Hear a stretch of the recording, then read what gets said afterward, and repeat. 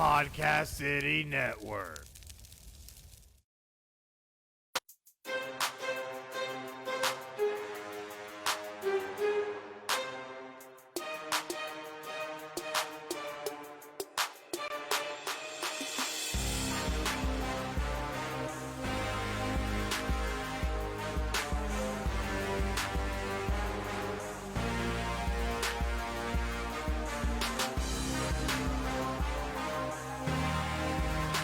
This is Final Score, your number one podcast for sports news. Here are your hosts, Chris and Craig.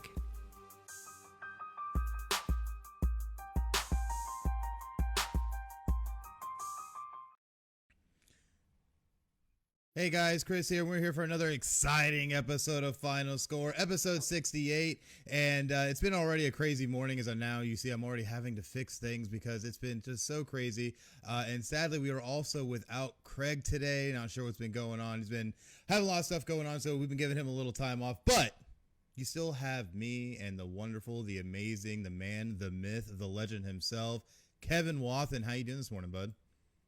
I do not get tired of that intro at all. Gets me going Sunday mornings. Well, I'm a pretty good hype man, so I try to keep it hyped, get people excited. I need you to just follow me around throughout my work week, like starting off Monday morning, and just hype me up throughout the week. Help me get me through. I mean, hey, we might be able to make something happen, but, I don't know how my job will feel about it. But either way, it's going to be an exciting show. We got a lot of stuff going on. But make sure that you keep up with all things Final Score. You have to follow us on social media, on Facebook, on Twitter, on YouTube, on Twitch, on Instagram.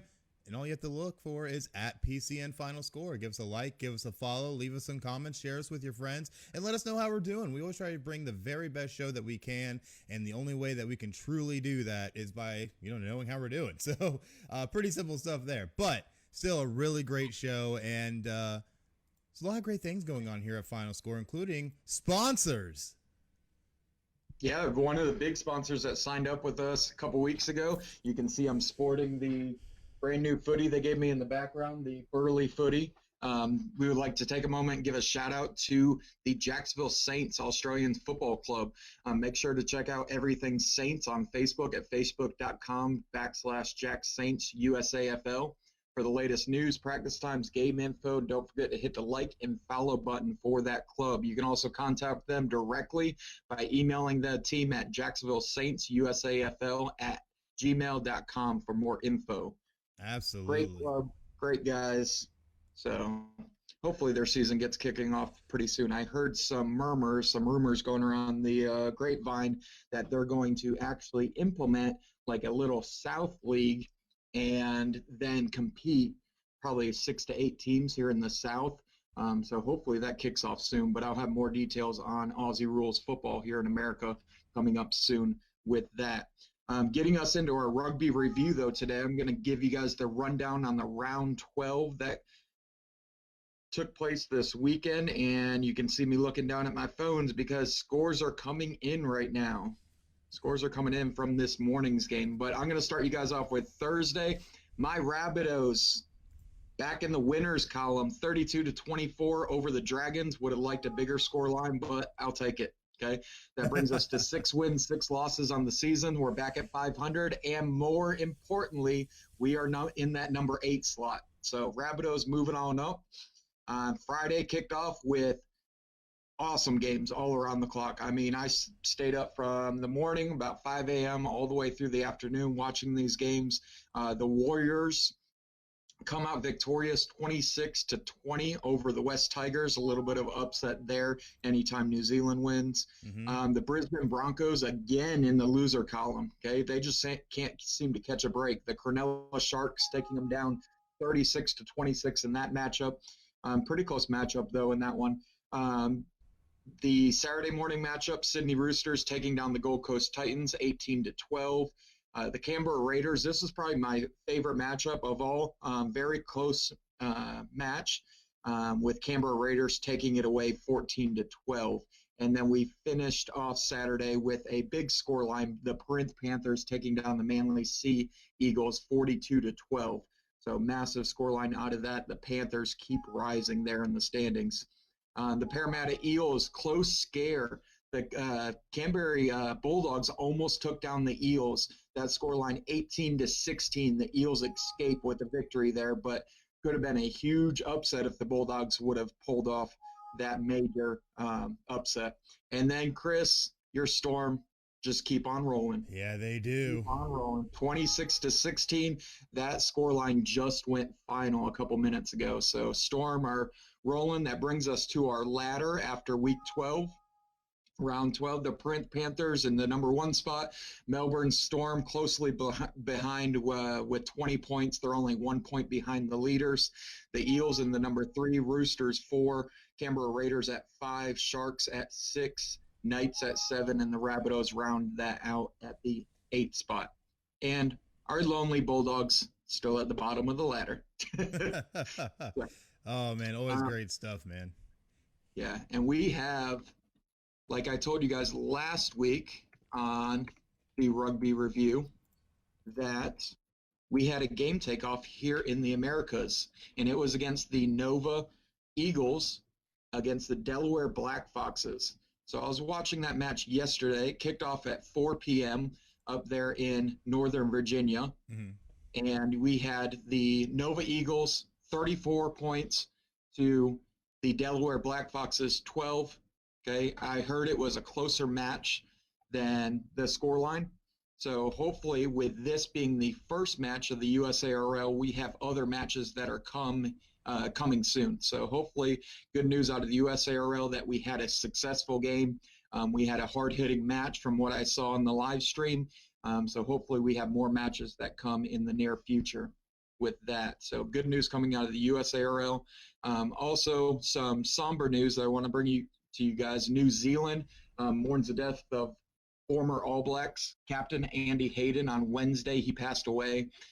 So he played 117 games for New Zealand, a true legend for the All Blacks. He played between the years 1972 and 1985, including 41 test matches. So he died at the age of 69. A little bit of somber news as they pay tribute to him there in New Zealand. But we see across, and I'm going to end you guys with a good note. I don't want to end you guys on a sour note. Yeah, I never want to sour note. In New Zealand, they're actually doing something that we don't see here in the Americas, and that is a packed stadium. So in New Zealand this past week, they held a what they called a sellout crowd of 43,000 to watch a match there in New Zealand. So some promising news coming out of this whole thing. So hopefully when we get on the back end of this COVID thing, we can pack out our stadiums as well. But rugby doing the right thing there in New Zealand, the government doing the right thing there in New Zealand, and being able to host 43,000 in a stadium. So I thought that was huge news coming out of it. That's absolutely amazing. Like, just gotta give it some applause, because it's just so wonderful to hear that news of packed stadiums. Gosh, well done by that Prime Minister of New Zealand. Oh, yeah. She, not only a mother of a young infant, she was able to bring the cases all the way down to 0 there in New Zealand, and able to kick back everything back to normalcy there on the 2 islands. You notice the polo I'm wearing today? This is a team that came over and played the Jacksonville Axemen, called the Coogee Dolphins. Just want to give a shout out to this club here. You'll notice there's a bunch of, if you guys can see it, a bunch of numbers here. And that represents the 5 players that they lost in the Bali bombing. So they represent that on all their gear. So I just want to give a quick shout out to the Coogee Dolphins. Always remembering those 5 boys, and it was a hell of a match when you guys came over and played us. Hopefully you guys can come across overseas here pretty soon and square up against us again. Absolutely. It's like kids would say these days. That sounds lit, fam. I don't know. I'm getting old these days. So either way, though, that's still really great stuff. And it's great to see that we're starting to hit some kind of stride. My wife, her cousin, is now a actual citizen of New Zealand, and has been saying that everything they've been doing over there has been absolutely amazing when it comes to their response to COVID-19 and trying to return to some type of normalcy. Now, if only, the U.S. could get off its ass. But either way, though, we'll see how it works out. But you know what else is pretty damn lit? The fact that we have another sponsor with the Jacksonville Rugby Football Club. Man, I Tell you what, it's been a lot of great stuff because we'd like to take the time right now to thank the Jacksonville Rugby Football Club and the Jacksonville Wolverines Youth Rugby for being a sponsor of Final Score. The Jacksonville Rugby Football Club is a Division II team and a member of the Florida Rugby Union. You can find the Jacksonville Rugby Football Club on Facebook at facebook.com/JaxRFC. That's /JAXRFC, or on their website at jaxrugby.org. You can also find the Jacksonville Wolverines Youth Rugby team on Facebook at facebook.com/Jacksonville Youth Rugby. Man, some great stuff that they're doing up there. Yeah, very good stuff out of that youth rugby in Jacksonville. They were the winners in 2019, obviously cut short in 2020, but looking to bring another state title to the Jacksonville area. Absolutely, man. And it's so great to see and everything going on there. But we do have some other crazy stuff going on, including in baseball right now, because at this point, we've now had multiple players, coaches, staff members are now starting to test positive for coronavirus. Man, who thought not being in a bubble would be an issue? But at the end of the day, we've seen now 16 Miami Marlins players, 2 coaches test positive after they had their series with the Philadelphia Phillies, and they are still in quarantine right now and will be until tomorrow. And will not even be allowed to resume play until tomorrow. Well, resume play. But it's absolutely getting crazy. But now we've gotten to the point where there's now members from the Phillies, members from even the St. Louis Cardinals. We're starting to see a breakdown of how MLB is handling the coronavirus. What are your thoughts on this so far, Kevin? I knew it was coming. I mean, you can always predict and say this is going to happen. And in my opinion, this is going to be bad if we open things up, and we're starting to see the ripple effects of this. And what I think is the most ironic is we're about a couple weeks away from our politicians opening up the schools, and we're already starting to see if you have a bunch of people in close quarters, you're going to have things like this happen. So my thought is Miami Marlins obviously tested positive, is kind of throwing a wrench into the situation with the MLB, and they're going to have to go over their policies and procedures again. Obviously, they weren't good the first time around, and you're going to see the same thing kind of roll out in our schools across America. Is you're going to have few people test positive. You're going to have to figure out a way to adjust and go around it. Absolutely. And it's going to be interesting to see how this goes, because my guess was that during this 60-game season for Major League Baseball that we were really only going to make it maybe 20 games. And I was kind of betting the under on that. Who thought it would take not even a week? We're made, 4, 5, 6 games in some cases. And now you're looking at the fact that, man, if this starts getting rampant in any kind of way, we could see a really big issue on our hands. And that is something I know baseball doesn't want, but Manfred, in all of his illustrious glory, has taken the stance of trying to blame the Players Association for how they decided to handle it and the things that they wanted to input into it. But what's crazy about me is that, Manfred, guess what? You worked on that proposal too, bro. So do you think Robert Manfred's really going to survive past 2020 or 2021 as commissioner? I don't see it. Especially if he keeps on throwing around blame to the Players Association. I don't see him there very much longer. He's going to be ousted out of his position the way he handles this, because if you're in a leadership role like he is, I'm sorry, but all the blame's going to be pointed at you. You're the commissioner of baseball. You're the one who's supposed to be handling this situation, and he's not handling it correctly. Oh, yeah, not at all is he handling it correctly. And I feel like if you look at other sports leagues that have been handling this, especially when you look at NHL, they decided to do 2 bubble sites in Canada to remove themselves from the U.S. entirely, and they've had 0 tests. You look at the NBA, who's been able to bubble themselves down in Orlando, which, keep in mind, people, if you do not live in Florida, Florida is a hot spot, and not just a hot spot, but we are like an epicenter at this point of coronavirus. And they're not having any issues while being in the bubble in Orlando. So it's getting interesting to see how this is progressing when you're seeing the leagues that took the bubble approach versus leagues that did not take the bubble approach. And I feel like it's wrecking baseball right now. And worse off more is I feel this is really taking its toll on the fans, because the fans are the ones that are going to suffer at the end of the day, because you can get over COVID. You know, these are athletes. These aren't, the elderly that we more worry about with this. These are guys that are conditioned and in shape to be able to handle something like this. So it's really hurts fans. We might not have an actual season. We might not have a champion. You just give it to the Red Sox. But, at the end of the day, it's just not good for anybody. No, but it would be very difficult to bubble like the NFL or the MLB just because of size.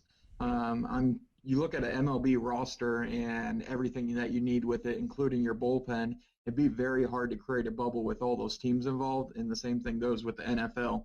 So I don't think realistically they could create a situation like they had in the NBA, because the NBA obviously rosters are smaller. It's much easier to put those guys in a bubble and play out those games. Same thing with the NHL. You're kind of isolated there, and you don't have as many players and personnel that you have to move around. So I see a lot of obstacles, and I kind of see the ripple effects already starting to leak out into the NFL, which we're going to bring up here in a minute.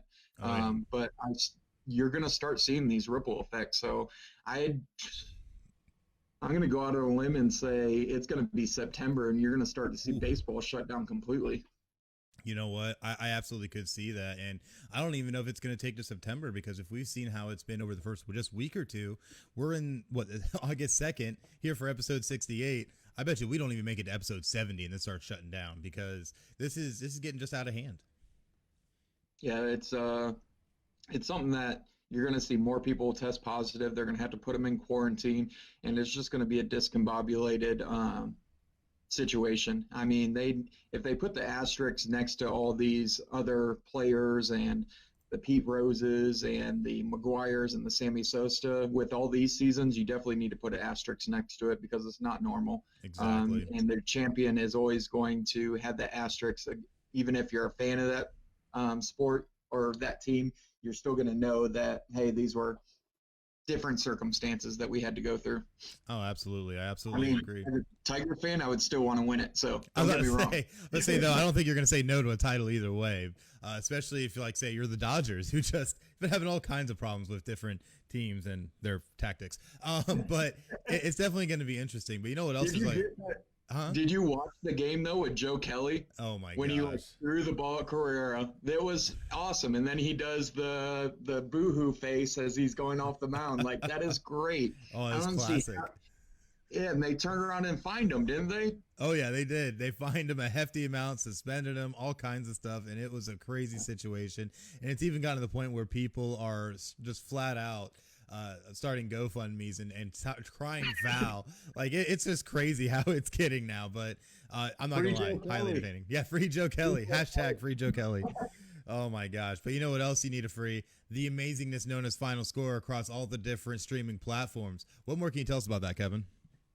Yeah, we got audio, video. On our audio, we got Spotify. Ooh, can't talk this morning. iHeartRadio, Apple Podcasts, TuneIn, Stitcher, Podbean, and Google Podcasts. You can also find us the video format on YouTube. All you're going to do is search keyword FinalScore, one word into that, and it will pull up all of our audio and video. Make sure you subscribe to get those notifications when we post new content there on our YouTube platform. Absolutely. Definitely make sure to check us out there. We got so much stuff on there. It's getting ridiculous. So definitely no shortage of content. But something that might end up coming up a little bit short is some of these NFL rosters, because now we've been seeing a wave of NFL players that have chosen to opt out of the 2020 season over concerns with COVID-19.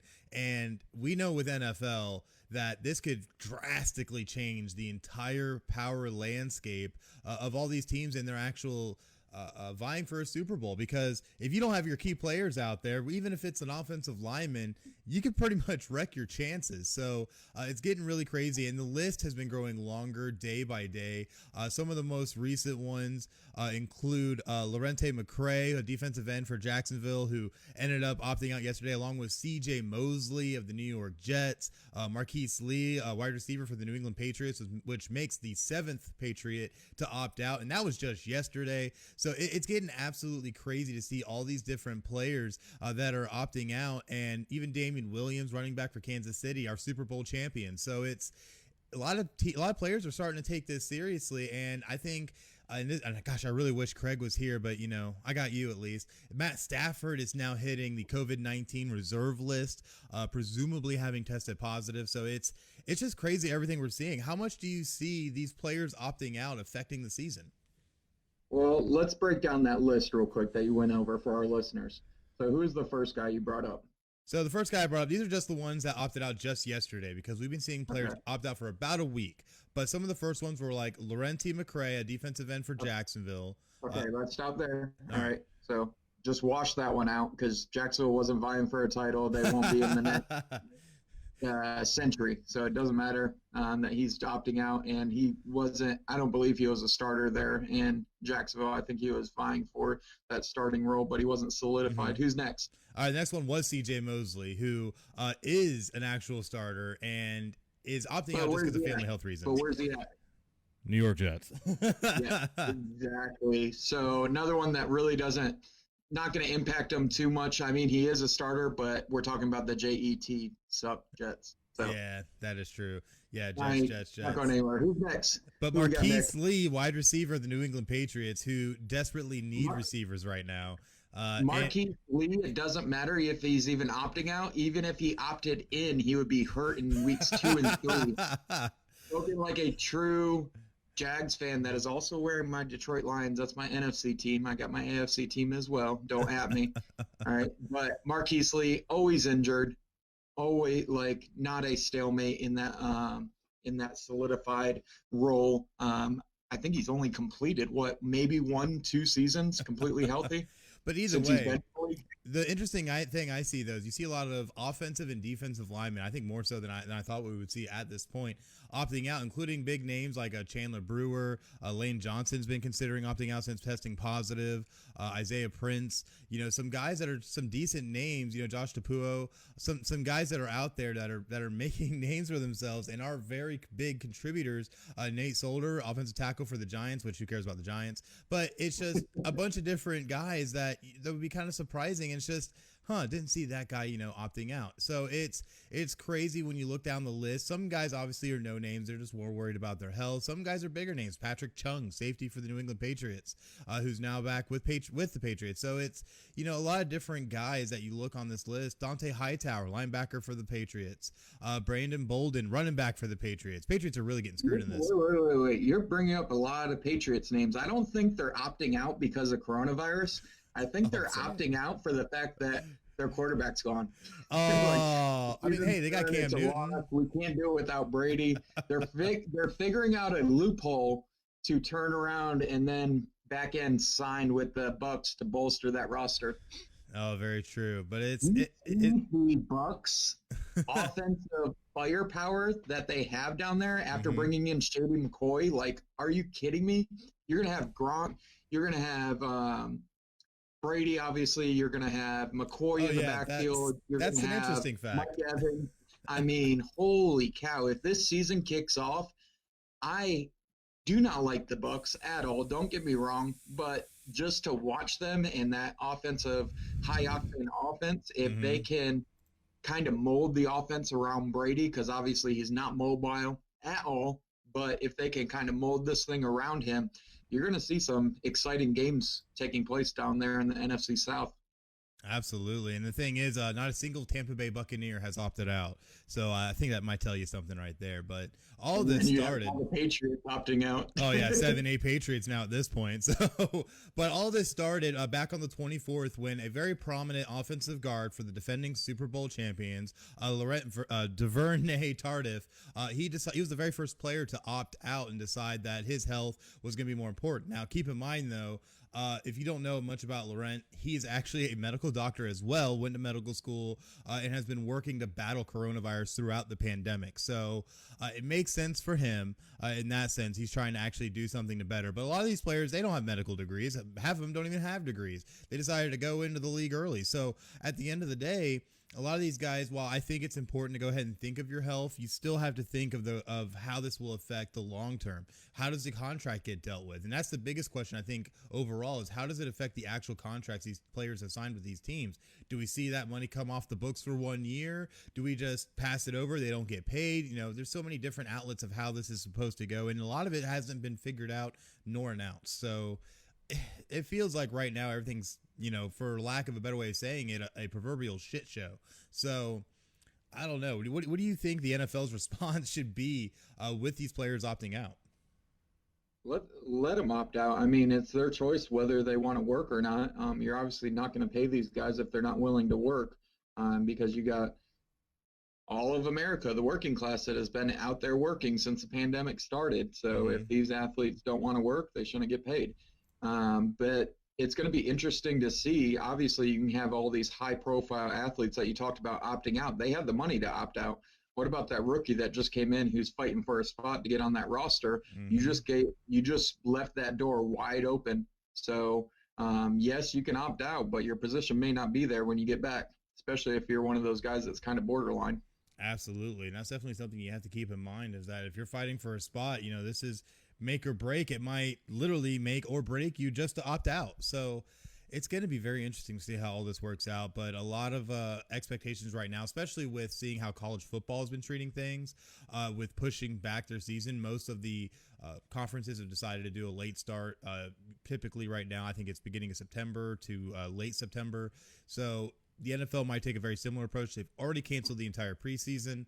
So we'll see how this works out when we get to week one, if we get to week one, because let's not kid ourselves here. They're watching Major League Baseball very, very closely right now, and seeing how they're going to be able to handle the situation, given that the NFL, obviously, like you said earlier, we're not really going to be able to bubble something like that just because of the size of the squads and the franchises and the amount of people they need. So it's going to be very interesting. It's going to be very, very interesting going forward.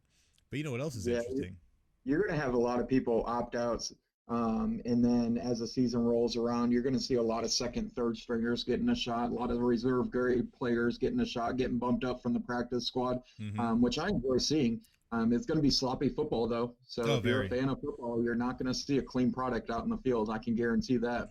Absolutely. And with a lot less time to be able to prep and no preseason games to be able to get up to game speed, it's going to be interesting. And the big thing I looked at, and I think we might have mentioned this a week or two ago, player injuries. Player injuries, I think, are going to take a very large spike just because we haven't had the proper time for training camp and the normal type of progression and scheduling that we normally would see at this point in the preseason. So injuries could become a very big issue. And given how we've already had issues when it comes to CTE and large shots, it's just really crazy. And that's going to be interesting, the injury standpoint, because you remember the Players Union a couple years ago, they were fighting to have the preseason shrunk, if not done away with completely, where they were proposing maybe one preseason game and then rolling into the season. Yes. And they said by limiting that, by shrinking that preseason, there will be less injuries. So I wonder who's going to be right in this situation. You're going to have the Players Union that put that proposal forward a couple years ago that says, hey, look, NFL, we were right. There's less injuries. There's less wear and tear on the body, and our players aren't fatigued by the time they get to week 16. Exactly. Or you're going to have the NFL say, you weren't right. Look at all these injuries we already have piled up by the end of September. Yes, exactly. And that's a perfect example. And that's something they're going to have to watch very, very closely. And we'll definitely see how it works out.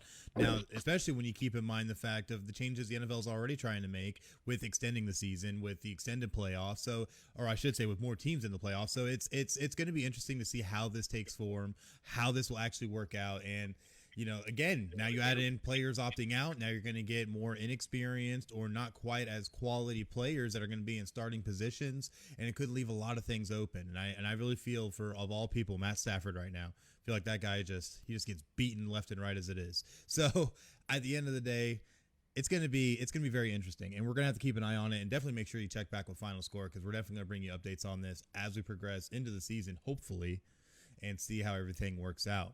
But something that always works out pretty well is Podcast City Network, because it's our parent network, and they've done such a great job with trying to get us out there. And you can find us on there at podcastcity.net/FinalScore. And PCN is your home for up and coming independent podcasts. You can find them on social media on Facebook.com/Podcast City Network, on Twitter at Podcast City Net, on YouTube by searching Podcast City Network, and of course on their website, podcastcity.net. Let me English today, just a little bit. But something else great that you can do is you can actually join Podcast City Network. So if you have your own podcast, you can go ahead and come on over, because they offer an array of membership services, including logo design and branding, social media advertising, live podcast hosting, and much, much more. You can also gain access to our network of shows to help with cross-promotion, guest, and overall reach, while also becoming a part of an ever-expanding PCN community based on people helping people.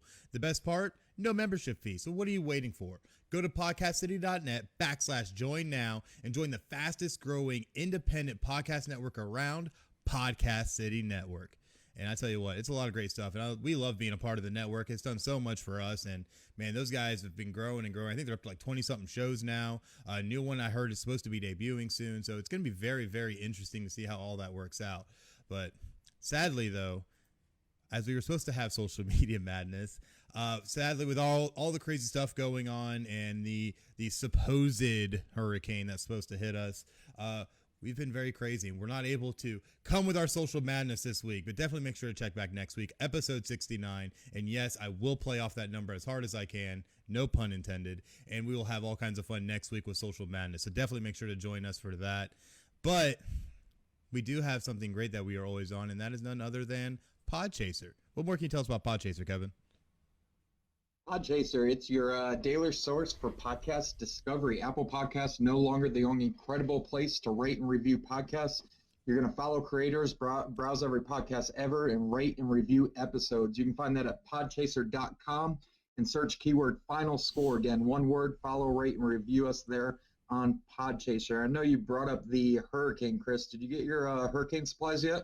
Oh, I always try to come in prepared. I definitely got a bottle of whiskey, a bottle of was it Tanqueray? I got a bottle of tequila. I got a 24-pack of beer. Yeah, I think I'm pretty ready. So you're about, what, 2 hours away? Roughly. You'll see me Monday. Oh, man, it'd be too crazy. But now it's time for the good old give or go. And we got some interesting topics this week to talk about. And I'm going to throw the first one to you. The NBPA's Michelle Roberts says that the league might need to actually keep with the bubble for the 2020-2021 season as well. Give or go. I'm going to give on this one, and I can see this going further, especially if we do not have a vaccine that's coming. You've heard from the medical experts, this thing is not going to go away anytime soon. Mm-hmm. They were talking about hopefully having a vaccine by the time it gets December, January. So we'll see on that, but I see this carrying on. This isn't going to be something that's just going to go away and everything's going to go back to normal and everyone holds hands around the campfire and sings Kumbaya. This thing's, I think, is going to drag on. It's going to be that uncle at Thanksgiving that you can't get rid of. Eats all your food, drinks all your beer, and hangs out for the whole afternoon.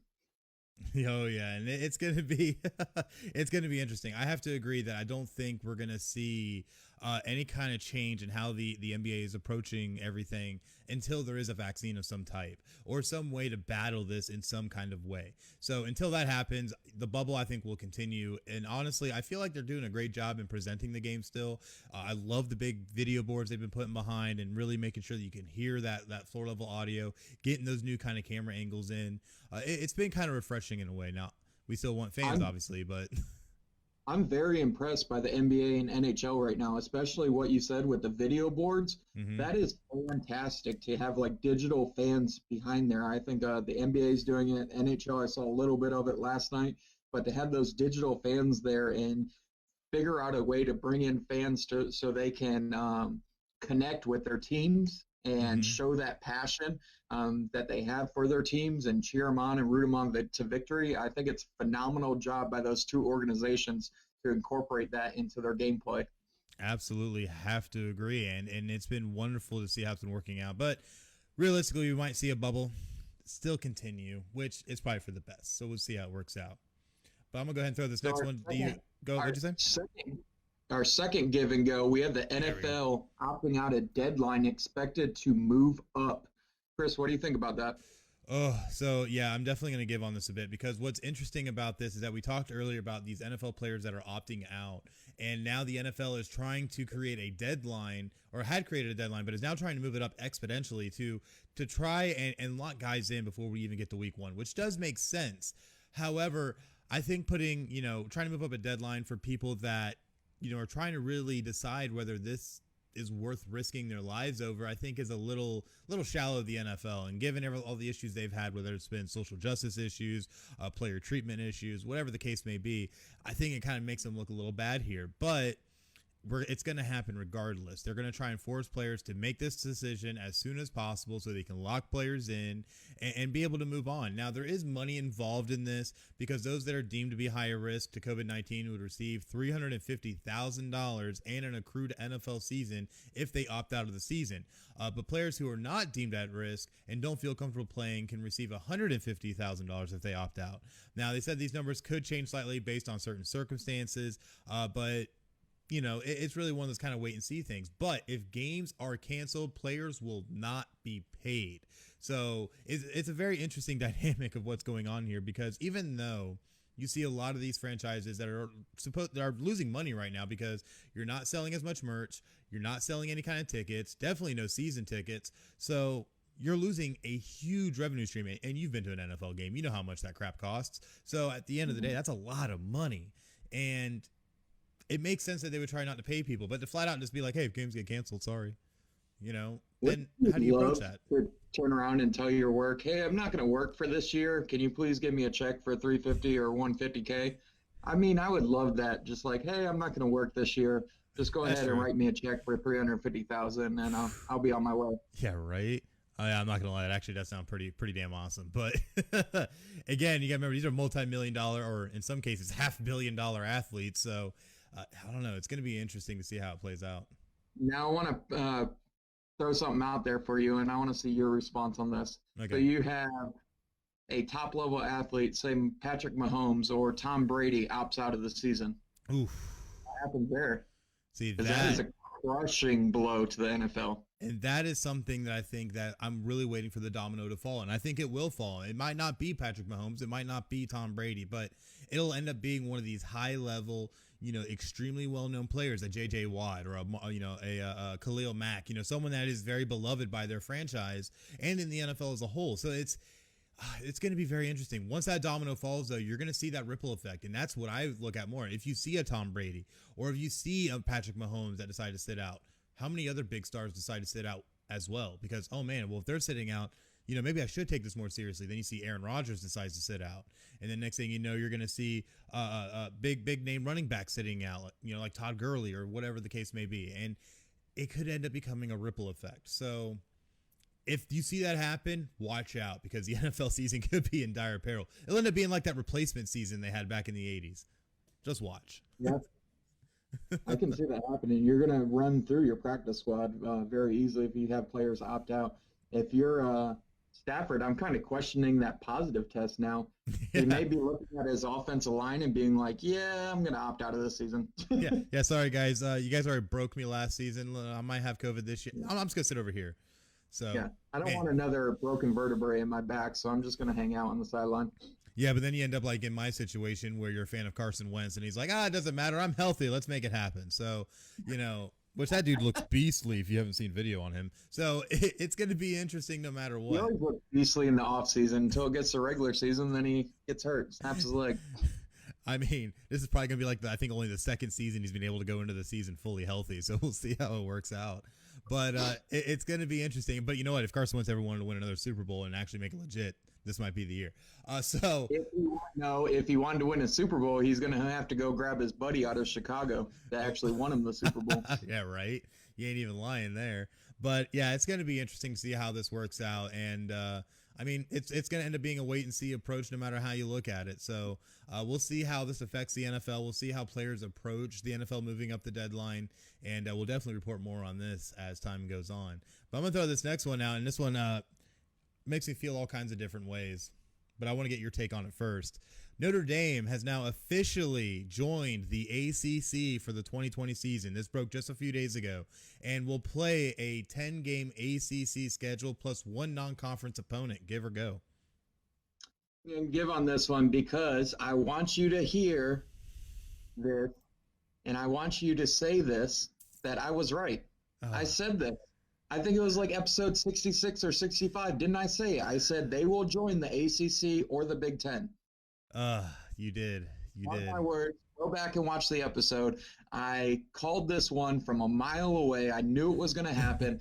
I wish it was the Big Ten, but the ACC, because they're in the ACC for all the other sports, and the ACC needs to pull out some leverage in this situation and they need to lock them in for future seasons. That is incorrect. And it's not going to happen just because Notre Dame values its independence still, no matter what in football. And yes, they might be in the ACC in all sports except football and hockey, which hockey's in the Big Ten, but it's still in a conference. So the thing I forgot about hockey. Yeah, the thing with the whole, they're still in a conference though. And it really just comes down to the football team. But part of this agreement, when Notre Dame set it up with the ACC and the ACC approached them about it, was that it would only be for this season given the extreme circumstances. Because like we have spoken about before, no matter what you feel about Notre Dame, having Notre Dame on your schedule means something. And that game is something everybody's always going to look at. And then also the TV revenue it's going to pull in is also going to be worth it. So no matter what, everybody was going to want to try and lock in Notre Dame if they could. The Big Ten, though, had taken their stance with it. Pac-12 took their stance with it. SEC took their stance.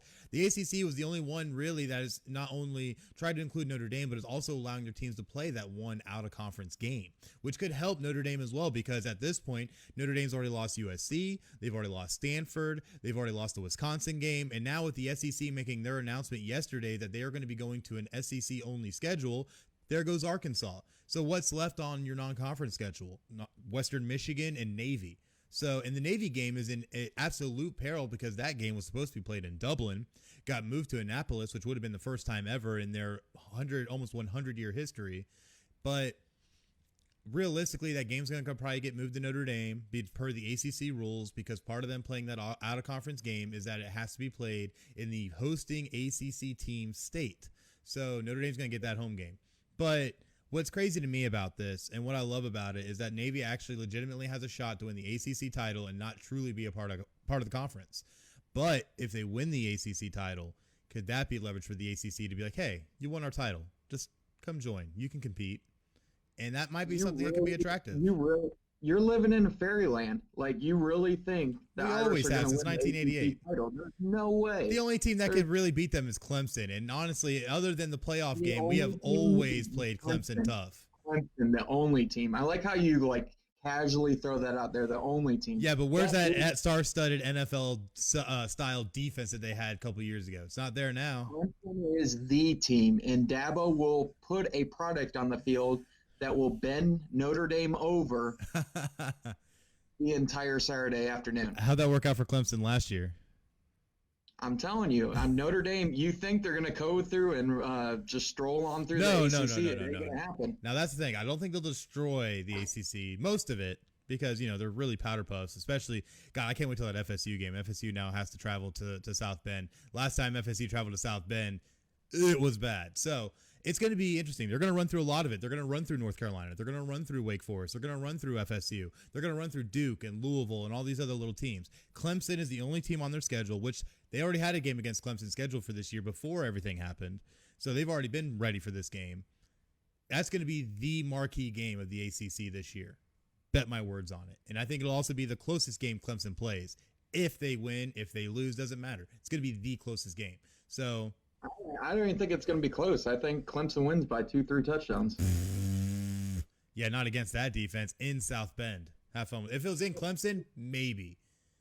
And don't underestimate the FSU team. Yeah, they're terrible, but you have Mike Norvell that just came in from Memphis. Yes, he did. They're going to have a much better conditioned team. Definitely, conditioning was an issue with Taggart. But you're going to have Mike Norvell come in there, and he commands his players to perform a certain way. He demands them to come out and perform and come out and compete every single snap. Ask UCF. Yeah. Every time we played Memphis, we were in a dogfight. Mike Norvell's a good coach, and you're going to see FSU, that program, start to turn, hopefully. Oh, because Norvell gets hyped. He just likes to go in there and be like, and and then turn around and yell at him. I'm a man. I'm 40. So at the end of the day, I definitely think he's going to have that FSU team rearing and ready to go, but it's still going to be a first year for Norvell. You're going to have those growing pains of breaking in players to a new system. I'm not saying they can't be competitive. I'm not saying they won't play better than they did the last time they traveled to South Bend, which was a horrific showing by FSU.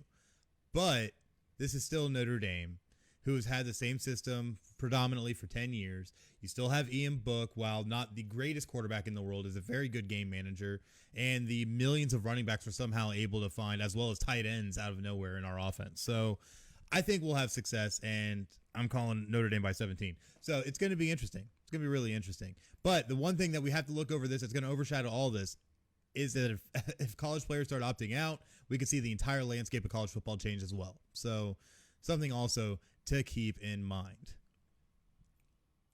But man, last one to go. You are up, Chris, on this one. No fans for NASCAR races at Dover next month. Yes. I'm going to give on this very, very slightly because not that I think that the state of Delaware is making a poor decision here, but it's just so crazy the kind of run NASCAR has been on, being able to get fans in the stands more so than any other sport. Because really, with how NASCAR is watched, how everything is spread out, it's very easy to socially distance people. Honestly, watching the Bristol race highlights earlier this year, or just a few weeks ago, I should say, was absolutely insane to watch because, yes, there's people there, but they're all socially distanced and keeping to their space, which they should be, and they had their masks and everything. But it was cool just seeing people there, being able to enjoy a race. But now NASCAR is going to have to break that streak because the state of Delaware said, sorry, no, you can't have it for the Xfinity Series race. You can't have it for the Monster Energy Cup race. It's just how it is. So while it is sad and kind of sucks, it's something that I'm sure NASCAR expected to some extent. You're not going to be able to just waltz into every track and expect to be able to have fans. So it's going to be very interesting going forward. What are your thoughts on it? Dover is one of their smaller tracks, if I'm not mistaken, Yep. right? Yeah, it's a small track, very short track. Probably a situation where socially distancing may be a little bit more difficult than your wide open tracks like Talladega and those areas where you have massive track complex there in Daytona as well. Yes. Where you can spread people out across that 2.5 mile. Dover, closer quarters, and we're also in the Northeast now where we've had people in closer quarters and we've had very high COVID cases, not in comparison to Florida. We're still number one. Yeah, guys. I actually made a meme this past week. I actually have to laugh at myself. Made a meme about, you ever seen that meme with the guy celebrating, winning, and he's biting the medal and kissing the girl and all that. And yeah, I made that because I was Florida with COVID-19 cases. So it's it's just crazy to see how Florida's responded to all this. But, that's a whole nother conversation for another time. But something else that is pretty awesome is Radius Digital Marketing and all the help we've been able to get from them because with Radius Digital Marketing, Alec and Sean at Radius Digital Marketing have really been able to do everything they can to try and help us, and they've been extremely helpful in building our brand and expanding our audience, and they specialize in ad management, lead generation, brand awareness, and social media marketing. So if you're looking to take your business to the next level, contact Alec at alekanuzis@radiusdm.com. That's ALEKANUZIS at radiusdm.com for more information. But man, sadly though, that does bring us to the sad point of our show, the week ahead, which we don't have a whole lot going on. It's been absolutely insane here. We just saw the start of the NBA season just a couple nights ago. It's been absolutely amazing to see basketball actually back, as well as hockey. Hockey's been getting very, very interesting now that they are also back. So you'll be seeing a lot of NBA and NHL games over the course of the next week as we start watching the round robin tournament for NHL teams to try and make a push to playoffs. And then, of course, the actual NHL playoffs in the March to the Stanley Cup. So going to be very, very interesting. And then with baseball, just hold on and hope we get to see some. That's really where we're at now. So that's where we're at. But what do we have for the week ahead for the rugby review? You're going to see these baseball players coming out in like hazmat suits. The week ahead. Only if they can make them, designer and nice. I bet you they'll do it. Yeah. We got round 13 coming at us from the NRL. I'm going to let you guys know the matches and the times. If you guys are interested in watching any of these, check out the Watch NRL app. It's very cost efficient, very low in price. You can buy that. You can watch all these games. You can even check out YouTube as they do match highlights of the game. So if you can't sit down and for 2 hours and watch a match, you can always jump on YouTube and watch these match highlights. So kicking off round of 13, we have the St. George Illawarra taking on the Sydney Roosters there on Thursday. That's going to kick off at 6 a.m. The Manly Sea Eagles taking on the Warriors. 4 a.m. kickoff the following day on Friday. My Rabbitohs are taking on the Brisbane Broncos at the bottom of the ladder, so hopefully we squeak out another win there and move our way up into some higher standings because I don't like being in that 8 spot. Your Storm, Chris, taking on the bottom of the ladder in the Bulldogs. So yeah, Bulldogs ain't got a nothing. Score line like that. Bulldogs got nothing. coming. That's a late one. That's 1 a.m. on Saturday morning. We got the Newcastle Knights taking on the West Tigers, the Corinth Panthers taking on the Canberra Raiders, the Gold Coast Titans taking on the Cowboys, and the Cronulla Sharks taking on the Parramatta Eels.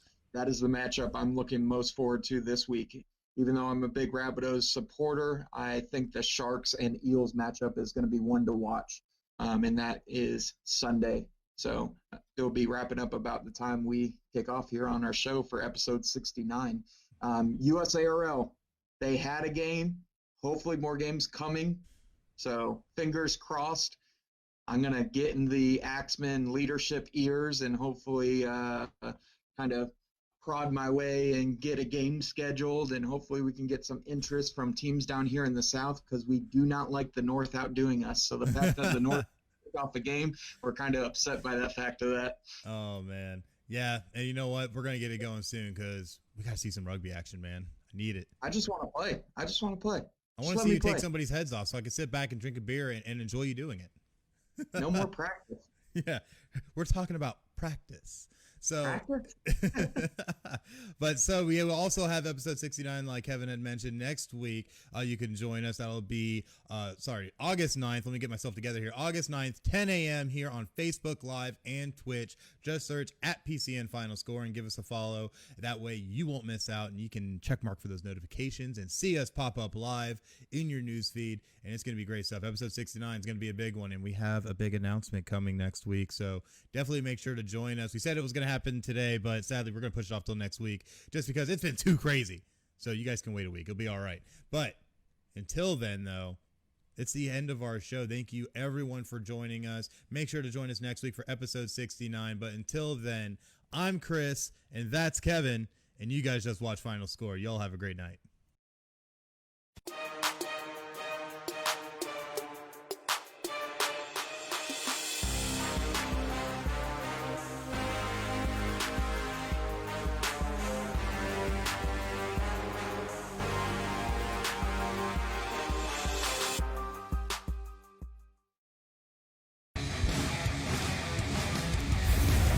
Podcast City Network.